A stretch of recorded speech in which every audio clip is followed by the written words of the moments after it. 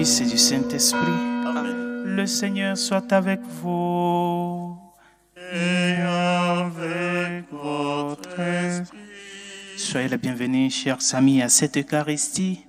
Aujourd'hui, nous sommes au 4e dimanche du temps ordinaire. Et comme fils et filles, nous sommes venus honorer notre engagement envers notre Père, lui rendre grâce pour son amour et sa fidélité dans notre vie. Dans cette attitude d'action de grâce, amenons chacun d'entre nous nos doutes, nos inquiétudes, nos soucis, nos joies et nos peines et présentons-les au Seigneur en implorant que sa volonté soit faite dans nos vies. Préparons-nous à la célébration de ces saints mystères en reconnaissant avant toute chose que nous avons péché. Seigneur Jésus, envoyé par le Père pour guérir et sauver les hommes, prends pitié de nous. Prends pitié de nous. Ô Christ, venu dans le monde appeler tous les pécheurs, prends pitié de nous. Prends pitié de nous. Seigneur, élevé dans la gloire du Père où tu intercèdes pour nous, prends pitié de nous. Prends pitié de nous. Que Dieu Tout-Puissant nous fasse miséricorde, qu'il nous pardonne tous nos péchés et nous conduise à la vie éternelle. Amen. Gloire à Dieu au plus haut des cieux et paix sur la terre aux hommes qui l'aiment. Nous te louons, nous te bénissons, nous t'adorons, nous te glorifions, nous te rendons grâce pour ton immense gloire. Seigneur Dieu, Roi du ciel, Dieu le Père Tout-Puissant, Seigneur, Fils unique Jésus-Christ, Seigneur Dieu, agneau de Dieu, le Fils du Père, toi qui enlèves les péchés du monde, prends pitié de nous. Toi qui enlèves les péchés du monde, reçois notre prière. Toi qui es assis à la droite du Père, prends pitié de nous. Car toi seul est saint, toi seul est Seigneur, toi seul est le Très-Haut Jésus-Christ, avec le Saint-Esprit, dans la gloire de Dieu le Père. Amen. Prions le Seigneur.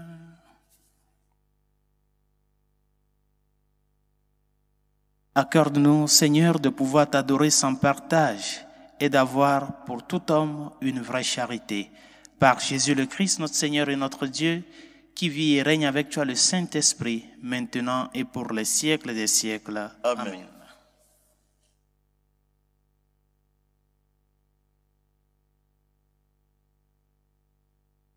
Lecture du livre du prophète Jérémie. Au temps de Josias, la parole du Seigneur me fut adressée. Avant même de te façonner dans le sein de ta mère, je te connaissais. Avant que tu viennes au jour, je t'ai consacré. J'ai fait de toi un prophète pour les nations.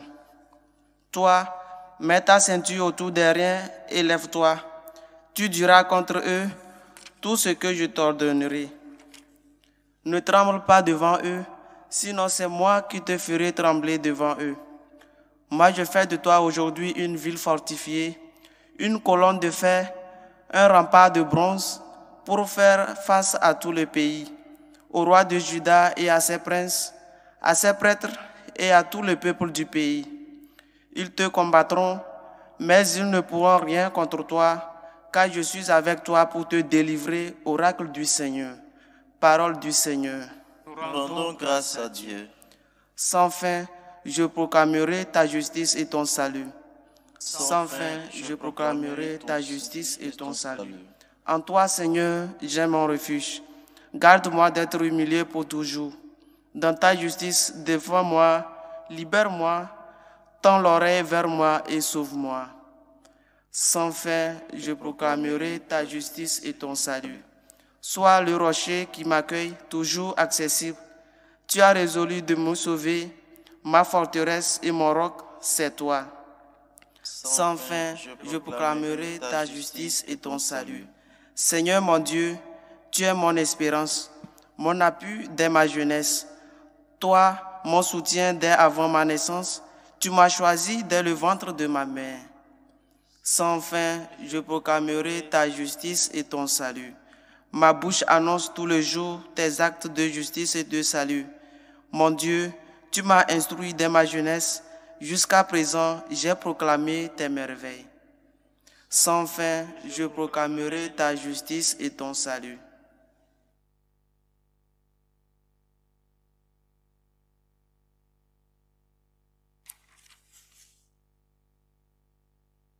Lecture de la première lettre de Saint Paul apôtre aux Corinthiens.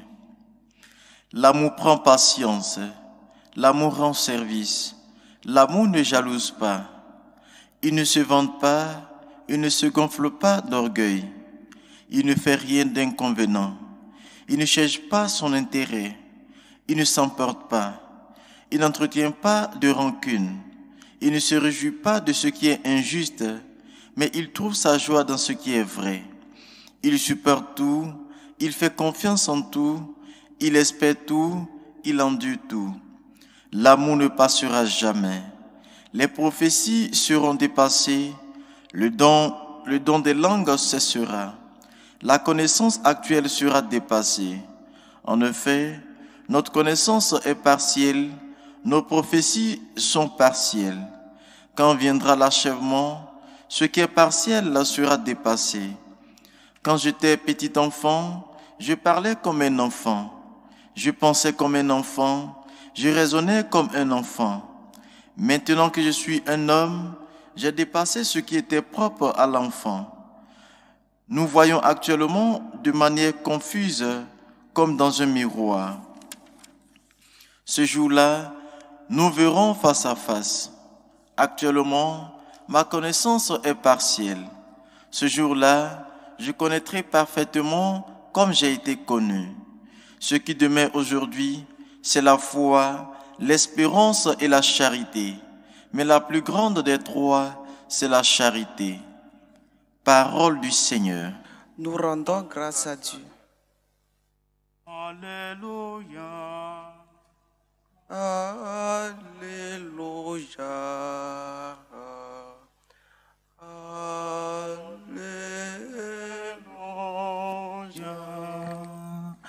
Le Seigneur soit avec vous et avec votre esprit. Proclamation de l'évangile de Jésus-Christ selon Saint Luc. Gloire à toi, Seigneur. En ce temps-là, dans la synagogue de Nazareth, après la lecture du livre d'Isaïe, Jésus déclara: Aujourd'hui s'accomplit ce passage de l'Écriture que vous venez d'entendre. Tous lui rendaient témoignage et s'étonnaient des paroles de grâce qui sortaient de sa bouche. Il se disait: N'est-ce pas là le fils de Joseph? Mais il leur dit: Sûrement vous allez me citer le dicton: Médecin, guéris-toi toi-même, et me dire: Nous avons appris tout ce qui s'est passé à Capharnaüm. Fais donc de même ici, dans ton lieu d'origine. Puis il ajouta: Amen, je vous le dis, aucun prophète ne trouve un accueil favorable dans son pays. En vérité, je vous le dis, au temps du prophète Élie, lorsque pendant 3 ans et demi le ciel retint la pluie et qu'une grande famine se produisit sur toute la terre, il y avait beaucoup de veuves en Israël. Pourtant, Élie ne fut envoyé vers aucune d'entre elles, mais bien dans la ville de Sarepta, au pays de Sidon, chez une veuve étrangère. Au temps du prophète Élisée, il y avait beaucoup de lépreux en Israël, et aucun d'entre eux n'a été purifié, mais bien Naaman le Syrien. À ces mots dans la synagogue, tous devinrent furieux. Ils se levèrent, poussèrent Jésus hors de la ville et le menèrent jusqu'à un escarpement de la colline où leur ville est construite pour le précipiter en bas. Mais lui, passant au milieu d'eux, allait son chemin. Acclamons la parole de Dieu. Louange à toi, Seigneur Jésus. On dit souvent dans la vie que qui ne risque rien n'a rien. La vie est émaillée de risques que nous sommes appelés à prendre ou que nous prenons au jour le jour. Celui qui veut fonder une famille prend un risque pour cela. Celui qui veut entreprendre un projet, il prend un risque. C'est-à-dire que tu ne maîtrises pas la totalité ou bien toutes les périphéries et toutes les réalités qui sous-jacentes ce projet de vie. Mais il y a les moyens de bord. Le peu de moyens de bord que tu as, c'est avec ça que tu prends le risque. Et celui qui prend un risque, pour pouvoir parvenir à la réussite par rapport au risque pris, il faut qu'il y ait de l'amour pour ce qu'on fait. Cet amour qui constitue la motivation première, qui constitue le fondant de ce projet, de ce cheminement de vie. Comme nous le dit Saint Paul dans la seconde lecture. Tant qu'il n'y a pas l'amour, tant qu'il n'y a pas cette perspective d'embrasser la vie avec ses joies et ses peines et être disposé, malgré que je prends le risque, il peut y avoir des échecs, être disposé à accepter ces échecs et avancer malgré tout. S'il n'y a pas cet amour, on ne peut pas parvenir à la réussite ou bien aux fruits escomptés. L'entrepreneur qui commence son projet, beaucoup d'entre vous peuvent le témoigner, il a quelque chose sur lequel il part, non?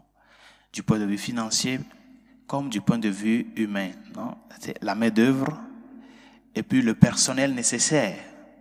Il a quelque chose. Mais il ne maîtrise pas tout. Mais c'est l'amour qu'il a pour ce qu'il veut faire, pour ce qu'il veut entreprendre, qui fait que malgré les fruits qui découlent de ce risque pris, il accepte, il apprend de ces risques-là et il avance. Au même moment, tous ces moyens de départ qu'il a pris, il essaie d'apprendre de tout cela, de pouvoir les gonfler, pour pouvoir parvenir à quelque chose de concret, quelque chose d'espérant, quelque chose qui lui permet de pouvoir dire « Ah, du moins on a fait quelque chose ». C'est seulement celui qui ne sait pas que la vie est un risque à prendre qui reste les bras croisés. Et tous ces risques que nous prenons au jour le jour, des fois c'est par rapport à nos propres prétentions, nos propres projets, ce que nous-mêmes nous établissons, ou bien par rapport à un conseil qu'un ami ou une connaissance ou quelqu'un d'autre t'a donné, ou l'expérience que tu as vécue avec quelqu'un, à travers de cela, tu veux prendre un risque, tu veux faire quelque chose. Si c'en est ainsi par rapport à nos propres desseins et à nos projets, comment ne pas prendre le risque pour l'évangile? Pourquoi ne pas prendre le risque pour que le Seigneur soit connu de plus et aimé? Pourquoi ne pas prendre le risque pour son propre salut? Et c'est ce que la première lecture, l'évangile de ce jour, nous montre. La vocation de Jérémie. Le Seigneur lui dit, le Seigneur lui adresse un appel. Et il lui dit que ce projet que j'établis avec toi ne serait pas dispensé des difficultés et des critiques. Et c'est la même chose avec le Seigneur. Il est venu chez les siens et les siens ne l'ont pas reçu. Bien chers amis,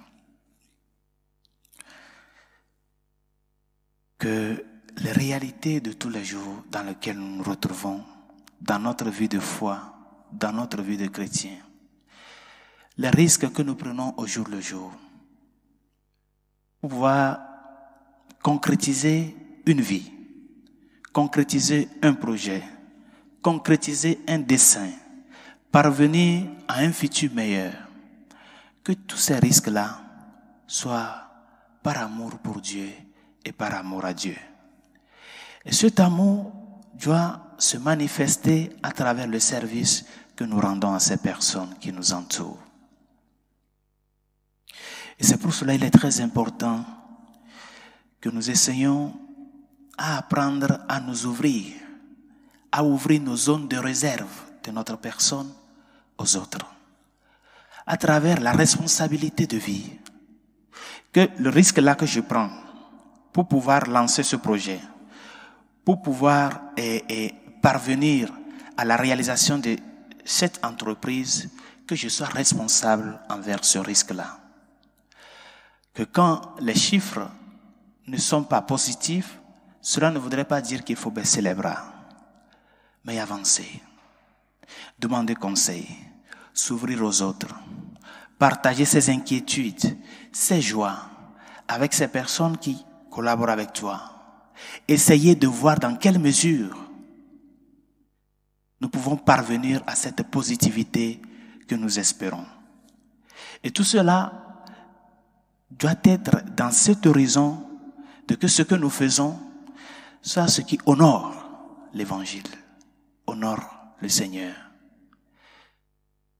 Que ces activités, qu'elles soient petites ou pas, les petites et moyennes entreprises et les grandes que nous avons, que tout ce que nous faisons rentre dans cette logique d'honorer l'amour et la fidélité de Dieu dans notre vie. Le Seigneur a eu à tenir pour pouvoir parvenir à bout de sa mission. Il pouvait, en ce moment-là où ses concitoyens le critiquaient, il pouvait délaisser sa mission. Mais il a continué. En apprenant de ce que les gens disent, il a continué son chemin. Parce que c'est la finalité. Et cette finalité doit partir des moyens sûrs et légaux. Des moyens qui respectent la vie et la personne humaine. Et de là, la seconde chose que nous devons apprendre aussi, c'est d'arriver à concrétiser la réciprocité dans l'action. Fais aux autres ce que tu veux qu'ils fassent pour toi. Cette règle d'or, telle que tu veux que les autres t'aiment, toi aussi parviens à les aimer de cette façon. Essayons de pouvoir concrétiser nos projets à travers cette expérience première que toi et moi nous avons reçue du Sauveur. Que nous arrivions à être ces personnes qui sachent et qui concrétisent vraiment que ce qu'ils vont faire n'est pas coûte que coûte une entreprise qui va parvenir à 100%. Mais avec le Seigneur, nous parviendrons à acquérir ou bien à obtenir des fruits. À raison de 30, à raison de 60, à raison de 100, par rapport aux talents et aux dons que nous avons. Et par conséquent, il faut qu'il y ait cette réciprocité dans l'action. Que ce que nous recevons des autres, nous puissions aussi les donner. Et la troisième chose que nous devons apprendre aussi, c'est d'essayer de valoriser le bon côté de ces personnes qui vivent autour de nous. Apprendre à voir la bouteille à moitié pleine qu'à moitié vide. Parce que de là, nous apprenons de ces personnes-là, de leur chute, de leur réussite. Nous apprenons de ces personnes. Nous acquérons beaucoup de choses. Nous parvenons à des réalisations dans notre vie que peut-être nous-mêmes, nous n'espérons pas. Mais si tout le temps nous sommes là à critiquer, à voir le côté sombre des gens, nous ne pouvons pas parvenir à apprendre de ces personnes-là. Sachant bel et bien que personne ne s'autosuffit dans la vie. Nous avons tous besoin des autres. Bien, chers amis, dans cette ambiance du risque pris, parce que le Seigneur a pris ce grand risque pour notre salut. Il a pris le risque de venir te sauver à toi et à moi. Et malgré les critiques, malgré les cris, malgré les insultes il n'a pas délaissé cette œuvre. Que rien ne te démotive, ne te démoralise devant la situation de la vie. Que les projets que tu as fixés avancent. Chaque fois que ce projet honore le plan de Dieu sur notre vie, le plan de salut sur notre vie. Prenons le train en marche avec le Seigneur, afin que, de la même façon qu'il a risqué sa vie pour nous, que nous aussi nous puissions risquer notre vie pour l'Évangile en premier et pour les autres. Parce que en risquant la vie pour les autres, nous devons le faire à la lumière de l'Évangile. Que le Seigneur nous aide, que sa grâce nous réconforte, afin que, en tout et pour tout, nous soyons ses premiers témoins, des témoins d'œuvre, des témoins d'actes, et non seulement des témoins de paroles. Avançons avec lui vers l'horizon qui n'est autre que lui. Que sa grâce nous y aide. Professons tous ensemble notre foi. Je crois en un seul Dieu, le Père Tout-Puissant, Créateur du ciel et de la terre, de l'univers visible et invisible. Je crois en un seul Seigneur Jésus-Christ, le Fils unique de Dieu, né du Père avant tous les siècles. Il est Dieu né de Dieu, lumière né de la lumière, vrai Dieu né de vrai Dieu, engendré non pas créé, consubstantiel au Père, et par lui tout a été fait. Pour nous les hommes et pour notre salut, il descendit du ciel. Par l'Esprit Saint, il a pris chair de la Vierge Marie et s'est fait homme. Crucifié pour nous sous Ponce Pilate, il souffrit sa passion et fut mis au tombeau. Il ressuscita le troisième jour conformément aux Écritures et il monta au ciel. Il est assis à la droite du Père. Il reviendra dans la gloire pour juger les vivants et les morts, et son règne n'aura pas de fin. Je crois en l'Esprit Saint qui est Seigneur et qui donne la vie. Il procède du Père et du Fils. Avec le Père et le Fils, il reçoit même adoration et même gloire. Il a parlé par les prophètes. Je crois en l'Esprit Saint je crois en l'Église sainte, catholique et apostolique. Je reconnais un seul baptême pour le pardon des péchés. J'attends la résurrection des morts et la vie du monde à venir. Amen. Bien chers amis, élevons nos voix vers le Seigneur en supplication pour les besoins de l'Église et de tous les hommes, pour la Sainte Église catholique, le Saint-Père, les évêques, les prêtres et les diacres, afin que l'Église du Seigneur qui est au milieu de ce monde soit et continue d'être ce sacrement universel de salut à travers nos témoignages de vie. Seigneur, écoute-nous. Seigneur, exauce-nous. Pour nos gouvernants, surtout ceux qui ont la capacité de légiférer, afin que leur autorité défende la vie humaine, le bien commun et la dignité de la personne humaine, Seigneur, écoute-nous. Seigneur, exauce-nous. Pour les malades, ceux qui souffrent dans leur corps et dans leur âme, les enfants dans les pédiatries, les victimes de l'avortement, les victimes de l'euthanasie, Seigneur, écoute-nous. Seigneur, exauce-nous. Pour les pays en guerre, les pays qui sont massacrés par le terrorisme, demandons au Seigneur, le Prince de la paix, de susciter des hommes de paix pour pouvoir restaurer l'ordre public. Seigneur, écoute-nous. Seigneur, exauce-nous. Pour nos défunts, afin que le Seigneur, dans sa miséricorde, les accueille auprès de lui. Seigneur, écoute-nous. Seigneur, exauce-nous. Pour toutes ces personnes qui nous ont demandé de prier pour eux et ceux à qui nous avons promis nos humbles prières, Seigneur, écoute-nous. Seigneur, exauce-nous. Pour les jeunes qui se préparent à contracter mariage, afin que le Seigneur leur accorde la grâce de la fidélité et de l'amour mutuel, Seigneur, écoute-nous. Seigneur, exauce-nous. Et pour tout un chacun de nous, afin que nous prenions les risques pour l'Évangile. Prenons le risque pour faire prolonger l'amour de Dieu dans notre vie, à travers nos engagements professionnels, nos engagements familiaux, nos engagements amicaux, et avançons avec le Seigneur pour pouvoir le mettre, pour pouvoir le faire connaître aux autres à travers notre témoignage. Seigneur, écoute-nous. Seigneur, exauce-nous. Dieu de miséricorde, écoute les supplications que nous t'adressons avec foi et espérance, toi qui vis et règnes pour les siècles des siècles. Amen.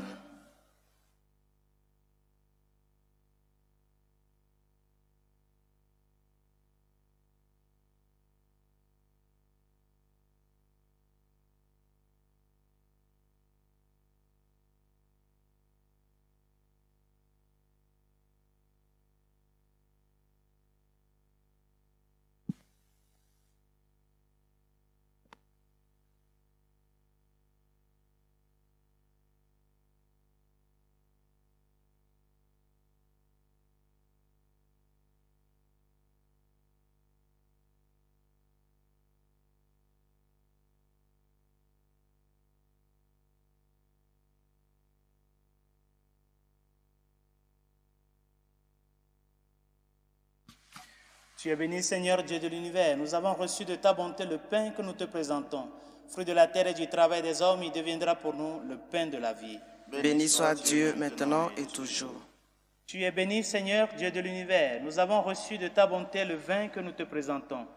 Fruit de la vigne et du travail des hommes, il deviendra pour nous le vin du royaume éternel. Béni soit Dieu maintenant et toujours.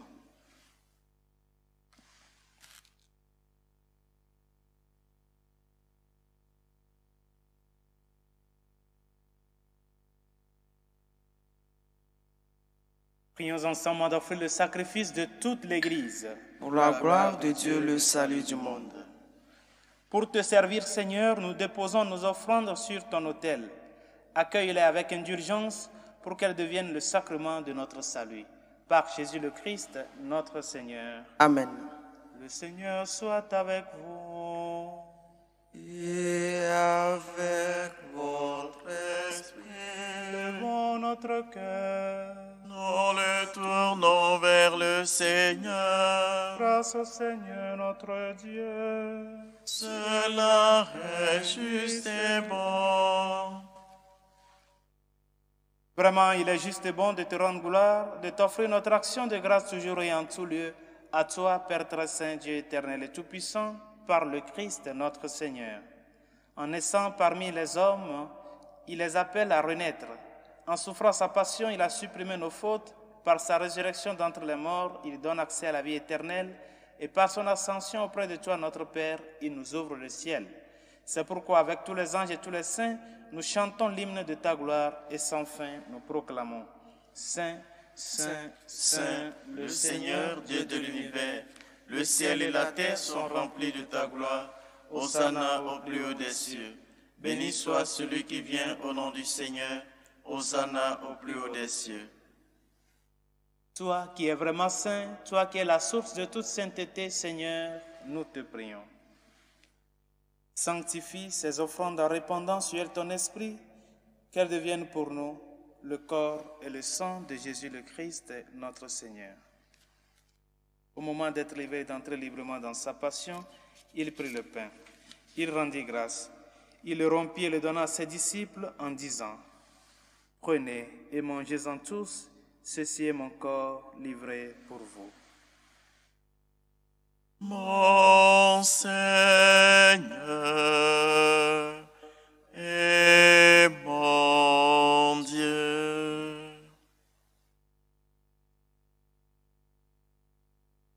De même, à la fin du repas, il prit la coupe. De nouveau, il rendit grâce et la donna à ses disciples en disant « Prenez et buvez-en tous, car ceci est la coupe de mon sang, le sang de l'alliance nouvelle et éternelle, qui sera versé pour vous et pour la multitude en rémission des péchés. Vous ferez cela en mémoire de moi. » Mon Seigneur et mon Dieu.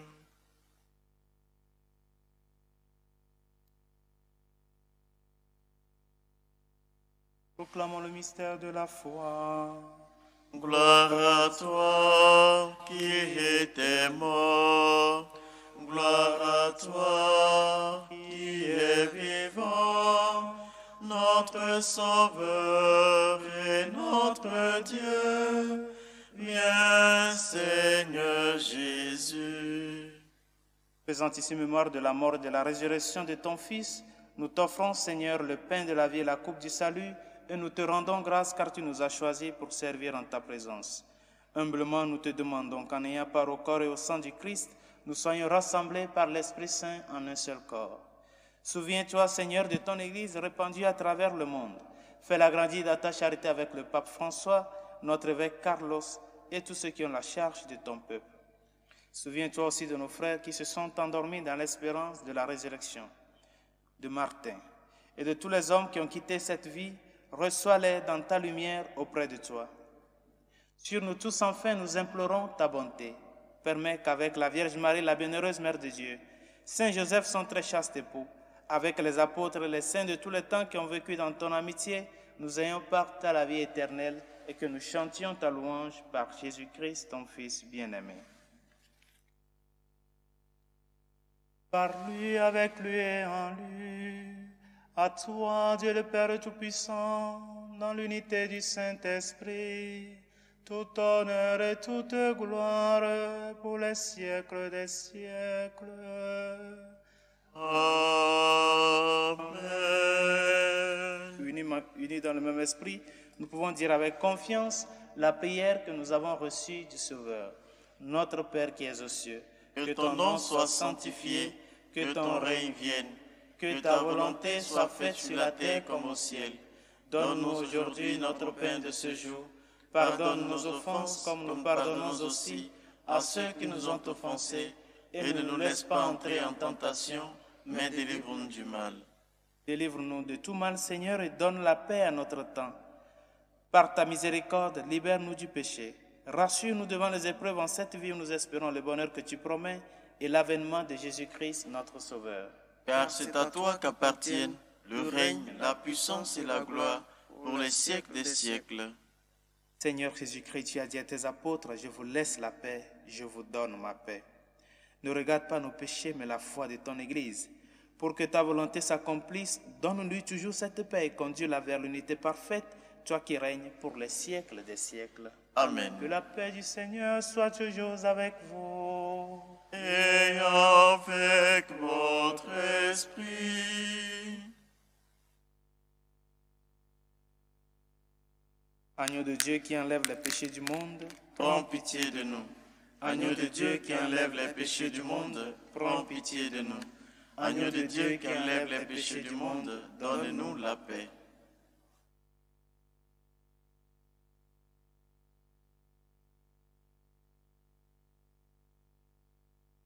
Heureux les invités au repas du Seigneur. Voici l'agneau de Dieu qui enlève les péchés du monde.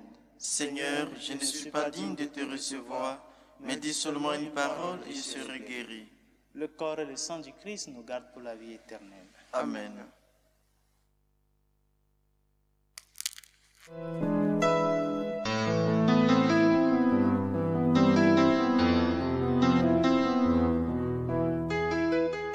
Communion spirituelle. Mon Jésus, je crois en votre présence dans le très saint sacrement.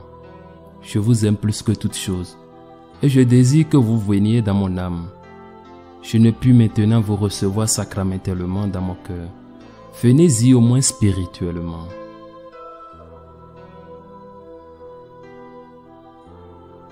Je vous embrasse comme si vous étiez déjà venu, et je m'unis à vous tout entier. Ne permettez pas que j'aie jamais le malheur de me séparer de vous.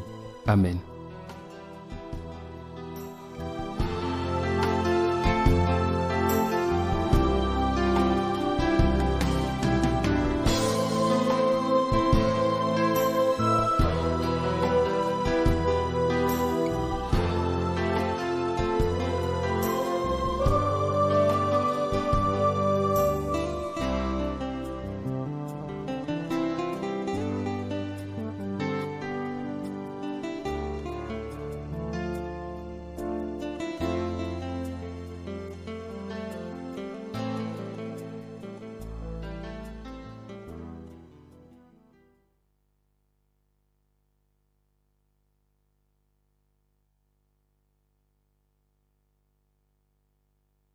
Prions le Seigneur. Nous avons été fortifiés, Seigneur, par le sacrement de notre rédemption. Permets que cet aliment de salut éternel nous fasse progresser dans la vraie foi. Par Jésus le Christ, notre Seigneur. Amen. Le Seigneur soit avec vous. Et avec votre esprit. Que Dieu Tout-Puissant vous bénisse, le Père, le Fils et le Saint-Esprit. Amen. Et dans la paix du Christ, nous rendons grâce à Dieu. Salut, Reine, Mère de miséricorde, notre vie, notre douceur, notre espérance, salut. Enfants des exilés, nous crions vers vous. Vers vous nous soupirons, gémissons et pleurons dans cette vallée de larmes. Ô vous, notre avocate, tournez vers nous vos regards miséricordieux, et après cet exil, montrez-nous Jésus, le fruit béni de vos entrailles.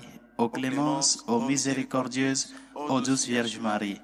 Priez pour nous, Sainte Mère de Dieu, afin que nous soyons rendus dignes des promesses du Christ.